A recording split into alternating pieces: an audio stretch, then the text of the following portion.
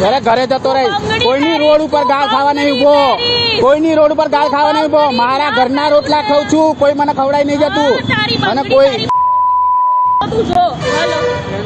હા બોલાશે, હા કીધું મેં, કીધું કે લેડીઝ ને મારે છે ને બાયલા પગડી પહેર, તારી માને પહેરાય ને તારા બાપને પહેરાય.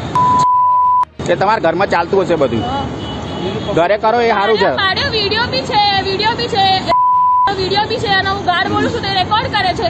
હું કહું તું બોલાઈશ, જેને બોલાવે તો એને બોલાય, હું ગાર્ડ બોલીશ અને હું મામ બોલી. તમતા તાર મમ્મીને કહેજે તાર જોડે કરે બધું, તાર બાપાને કહેજે હો જે કરે ને.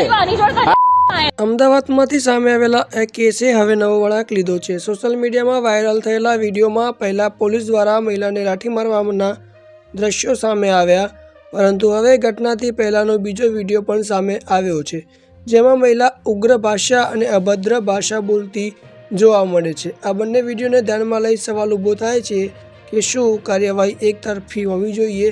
કાયદો સૌ માટે સમાન છે, પોલીસ હોય કે સામાન્ય નાગરિક. હવે તંત્ર શું પગલાં લે છે તે તો હવે જોવાનું રહ્યું. ગાળો બોલતા હતા બેન, અને એ બાબતે પોલીસે પણ ઉશ્કેરાઈ જઈને પોતે હાથ ઉગામે હતો. વિડીયો વાયરલ થયો છે, તે બાબતે તાત્કાલિક ધોરણે કડકમાં કડક કાર્યવાહી કરવામાં આવેલ છે. જે હેડ કોન્સ્ટેબલ છે તેઓને હાલ તાત્કાલિક ધોરણે ફરજ મોકૂફ હેઠળ મૂકવામાં આવેલ છે.